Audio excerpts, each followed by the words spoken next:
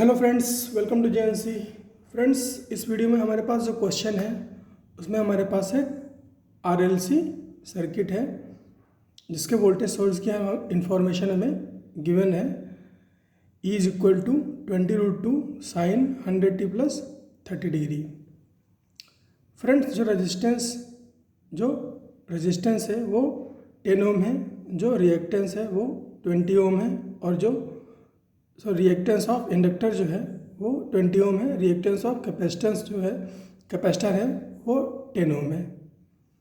तो फ्रेंड्स, हमें इसमें बाकी पैरामीटर्स की वैल्यूज़ निकालनी है, जैसे कि जेड इम्पीडेंस है जो उसकी वैल्यू बतानी है, phi phase difference between current and voltage, I nought की वैल्यू बतानी है, आई आर एम एस की वैल्यू बतानी है और आई टी बताना है ना। आई की इक्वेशन निकालनी है, जिस तरह से वोल्टेज की इक्वेशन दे रखी है वैसे ही। इसके अलावा थर्ड पार्ट में हमसे पूछा है V R M S of R, है ना, रेजिस्टेंस के अक्रॉस वोल्टेज का आर एम एस वैल्यू। इसी तरह से voltage R M S of voltage across inductor, R M S value of voltage across capacitor. तो ये तीन पार्ट हमें सॉल्व करने हैं फ्रेंड्स। तो पहले आप अपने से ट्राई कर लो, उसके बाद आ जाओ मेरे डिस्कशन पे।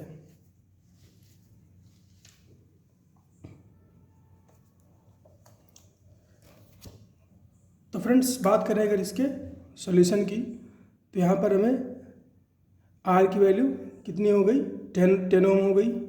एक्सेल है ना, रिएक्टेंस की वैल्यू क्या होती है, रिएक्टेंस को हम रिएक्टेंस अक्रॉस इंडक्टर जो होता है उसको हम एक्सेल से रिप्रेजेंट करते हैं, तो उसकी वैल्यू क्या हो गई 20 ओम। और रिएक्टेंस अक्रॉस कैपेसिटर जो होता है उसको हम एक्स सी से रिप्रेजेंट करते हैं, उसकी वैल्यू क्या हो गई 10 ओम। तो फ्रेंड्स, यहाँ पर हम देख सकते हैं कि जो एक्सेल है वो एक्स सी से ज़्यादा है ना, X L is greater than X C. तो अगर हम इम्पीडेंस का फेज़र बनाएं तो ये रेजिस्टेंस बनेगा, है ना, ये रेजिस्टेंस बनेगा ग्राउंड पे, या हॉरिजॉन्टल पे जो बनेगा वो रेजिस्टेंस बनेगा। हॉरिजॉन्टल से 90 डिग्री पर क्या बनेगा एक्सेल, और हॉरिजॉन्टल से -90 डिग्री पर एक्सी बनता, क्योंकि एक्सी है वो छोटा है किससे, एक्सेल से।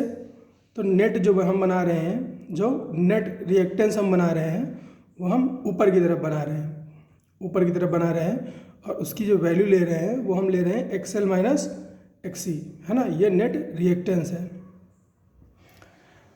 अब फ्रेंड्स, नेट रिएक्टेंस और रेजिस्टेंस का जो फेज़र सम है ना, जो फेज़र सम है वो कैसा होगा, तो इसको एक्सटेंड करोगे और इसको एक्सटेंड करोगे ऊपर की तरफ, और इस दोनों कॉर्नर को मिलाओगे, है ना, दोनों कॉर्नर को मिलाओगे तो मिलेगा इन दोनों रेजिस्टेंस और रिएक्टेंस का फेज़र सम, जो कि क्या होगा इम्पीडेंस होगा। और फ्रेंड्स, जो लेंथ इसकी है वही लेंथ इसकी होगी, है ना, वही लेंथ इसकी होगी। तो इसको हम क्या लिख सकते हैं, एक्सएल माइनस एक्सी। इसकी जो लेंथ है एक्सएल माइनस एक्सी, और ये जो लेंथ है ये क्या है, आर है। तो जेड क्या हो जाएगा, जेड क्या है, जेड जो है वो ये लेंथ है, जेड ये लेंथ है। तो जेड क्या हो जाएगा, R square plus XL minus XC का होल स्क्वायर का होल रूट, है ना, होल रूट। ये कैसे है, पाइथागोरस से आता है, यहाँ पे आप लगा के देख लो। तो वैल्यूज पुट कर लेते हैं फिलहाल। आर की वैल्यू क्या है 10 ओम पुट कर दिया, plus XL minus XC, XL की वैल्यू क्या है 20 ओम और एक्सी की वैल्यू क्या है 10 ओम, दोनों को पुट कर दिया इसमें। तो ये क्या बचा 20 माइनस 10 10 स्क्वायर प्लस 10 स्क्वायर का होल रूट क्या हो जाएगा 10√2। तो ये हो गया जेड। फाई क्या होता है फ्रेंड्स, फाई होता है जो रेजिस्टेंस से, है ना, जो रेजिस्टेंस से जेड जो एंगल बनाता है, रेजिस्टेंस से जेड या फिर इम्पीडेंस जो एंगल बनाता है उसको फाई बोलते हैं। और वोल्टेज के फेज़र में करंट से वोल्टेज जो फेज बनाता है उसको फाई बोलते हैं, क्योंकि यहाँ पे हमने इम्पीडेंस का फेज़र बनाया है। तो यहाँ पर रेजिस्टेंस से जो इम्पीडेंस एंगल बनाएगा उसको फाई बोलेंगे। और इसकी वैल्यू कैसे निकालेंगे फ्रेंड्स, इस ट्रायंगल में देखो, है ना, इस ट्रायंगल में देखो तो tan फाई की वैल्यू क्या है, perpendicular by base, perpendicular by base. तो tan फाई क्या है, XL minus XC by R. तो फाई क्या हो जाएगा, tan inverse XL minus XC by R. XL की वैल्यू कितनी है 20, एक्सी की वैल्यू है 10, तो ये क्या हो जाएगा 20 माइनस 10, 10 हो जाएगा। और 10/10 आर की वैल्यू क्या है 10, तो 10/10 क्या हो जाएगा 1। और tan इनवर्स 1 की वैल्यू क्या होती है 45 डिग्री। तो हमने जेड और फाई कैलकुलेट कर दिया, जेड और फाई कैलकुलेट कर दिया, पहला पार्ट हो गया। अब सेकंड पार्ट पे आते हैं। सेकंड पार्ट में हमसे पूछा था आई नॉट, तो आई नॉट क्या हो जाएगा फ्रेंड्स, आई नॉट हो जाएगा V naught by Z, I naught हो जाएगा V naught by Z. V naught क्या है फ्रेंड्स, वोल्टेज की पीक वैल्यू, वोल्टेज की पीक वैल्यू क्या है 20√2, तो 20√2। जेड क्या है 10√2, ये √2 कैंसिल हो गया, 20/10 2 एम्पियर। तो आई नॉट अपने पास आ गया 2 एम्पियर। तो आई आर एम एस कितना आएगा, I naught by √2, I naught by √2, तो 2/√2 दैट इज √2 एम्पियर। तो आई आर एम एस कितना है √2 एम्पियर। आई नॉट हो गया, आई आर एम एस हो गया। अब आई की बारी है। तो ये हो गया आई नॉट की, आई नॉट क्या है पीक वैल्यू क्या है, आई नॉट क्या है पीक वैल्यू कितनी 2। फिर बाकी चीज़ें सेम रहेंगी वोल्टेज की तरह, है ना, बाकी चीज़ें सेम रहेंगी वोल्टेज की तरह। Sine 100t + 30 degree, 100t + 30 degree. अब फ्रेंड्स जो करंट की डायरेक्शन होती है ना, जो करंट की डायरेक्शन होती है वही रेजिस्टेंस की डायरेक्शन होती है, या ऐसे कह लो जो रेजिस्टेंस होता है या वोल्टेज अक्रॉस रेजिस्टेंस जो होता है मैं बना देता हूँ फ्रेंड्स, नहीं तो आपको बहुत कन्फ्यूजन होगा। अगर आपको फेजर नहीं आता होगा तो आप बहुत ज़्यादा उलझ जाओगे इस क्वेश्चन में। क्या होता है, ये क्या है, क्योंकि एक्सेल ज़्यादा है एक्सी है, इसीलिए आई नॉट एक्सेल ज़्यादा होगा, आई नॉट एक्सीज है। आई नॉट एक्सेल क्या होता है वी एल होता है, और आई नॉट एक्सी से क्या होता है आई नॉट, या इसको ऐसे लिखे आई नॉट एक्सेल क्या होता है वी नॉट एल होता है ना, V naught L. V naught L क्या होता है peak value of voltage across inductor. इसी तरह से आई नॉट एक्सी क्या होता है, ये होता है V naught C. V naught C क्या होता है peak value of voltage across capacitor. तो फ्रेंड्स ये मैं वी नॉट एल और वी नॉट सी नहीं लिखूंगा, है ना, मैं सीधा वी एल और वी सी लिखूंगा। आप समझ लेना कि पीक वैल्यू की बात हो रही है। तो ये वी एल हो गया, और ये रेजिस्टेंस है ना, ये वी आर हो गया, है ना, ये वी आर हो गया। इसी वी आर के डायरेक्शन में होगी करंट, है ना, इसी वी आर के डायरेक्शन में करंट होगी। और ये वी सी हो गया, ये वी सी हो गया। अब क्योंकि वी सी छोटा है, क्योंकि वी सी छोटा है वी एल से, तो इसीलिए मैं इसको क्या लिख रहा हूँ, ऊपर वाले फेजर को लिख रहा हूँ V L minus V C, V L minus V C. अब इस V L minus V C और इस वी आर का जो फेजर सम आएगा वो क्या होगा वी नॉट। फेजर सम कैसे निकालते हैं, रेक्टेंगल कंप्लीट करते हैं पहले, है ना, रेक्टेंगल कंप्लीट करते हैं, फिर रेक्टेंगल के दोनों कॉर्नर को ज्वाइन कर देते हैं, रेक्टेंगल के दोनों कॉर्नर को ज्वाइन कर देते हैं। तो ये क्या आ गया, ये वी नॉट आ गया या वी आ गया।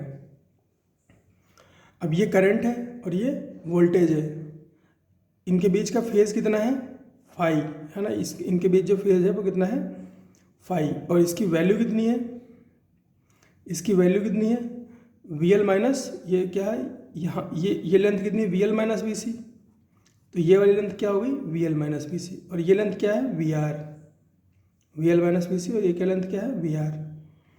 अब फ्रेंड्स इसको आप फिर से लिख लो, है ना, इसको आप आई नॉट एक्सएल लिख लो, इसको लिख लो आई नॉट एक्सी, इसको लिख लो आई नॉट आर। इसको आप कैलकुलेट करोगे तो फाई जो आएगा वो आएगा tan inverse XL minus XC by R, जो कि हमने कैलकुलेट कर रखा है 45 डिग्री। ये मैंने इसलिए बनाया ताकि मैं आपको ये दिखा सकूं कि जो करंट है वो वोल्टेज से 5 डिग्री लैगिंग है ना। आपको, ताकि वोल्टेज और करंट की लोकेशन जो है वो पता चल सके। नहीं तो आपको मैं बोल दूंगा कि वोल्टेज लीड कर रहा है, वोल्टेज लैग कर रहा है, आपको हवा ही नहीं लगेगी कि बात क्या हो रही है। देखो यहाँ पर देखो, ये वोल्टेज जो है करंट से कितना डिग्री आगे है, 5 डिग्री आगे है ना। या फिर इसको हम दूसरे शब्दों में कहें तो जो करंट है वो वोल्टेज से 5 डिग्री पीछे है, वोल्टेज से 5 डिग्री पीछे है। तो हमने क्या किया, करंट की इक्वेशन जो लिखी, पीक वैल्यू लिख दी। फिर जो भी फेज़ है वोल्टेज का, है ना, ये साइन तो चेंज नहीं होता है, ये साइन ऐसे का ऐसा रहता है, क्योंकि हम क्या कर रहे हैं, हम इसमें केवल इसमें इम्पीडेंस मल्टीप्लाई कर रहे हैं, है ना, फेज़ के साथ इम्पीडेंस मल्टीप्लाई कर रहे हैं फेज़ के साथ, है कुछ इस तरह से, है ना, Z into angle Z into angle Z. अब ये जेड जो है, ये वाला जेड है, ये इसको इफेक्ट करेगा, है ना, ये वाला जो जेड है ये इसको इफेक्ट करेगा, और ये जो एंगल जेड है ये इसको इफेक्ट करेगा, ये इसको इफेक्ट करेगा। ये जो चीज़ है ये नहीं बदल रही है, ये नहीं बदल रही है। इसीलिए यहाँ पर इस चीज़ को, ये जो साइन है ये वैसे का वैसा लिखा जाता है। तो मैग्नीट्यूड हमने लिख दिया, करंट का पीक वैल्यू लिख दिया, फिर साइन लिख दिया, और फिर ये फेज़ लिख दिया। अब कितना पीछे है, 45 डिग्री पीछे है, तो -45 कर दिया। तो इस तरह से हमें आई की इक्वेशन मिल गई। अब हमें थर्ड पार्ट में क्या कैलकुलेट करना है, थर्ड पार्ट में हमें कैलकुलेट करना है आरएमएस वोल्टेज ऑफ, है ना, आरएमएस वोल्टेज ऑफ रजिस्टर, है ना, रजिस्टर के अक्रॉस वोल्टेज का आरएमएस वैल्यू। कैसे कैलकुलेट करेंगे फ्रेंड्स, देखो रेजिस्टेंस के अक्रॉस जो वोल्टेज है उसकी पीक वैल्यू क्या है, I0 इंटू आर। इसी तरह से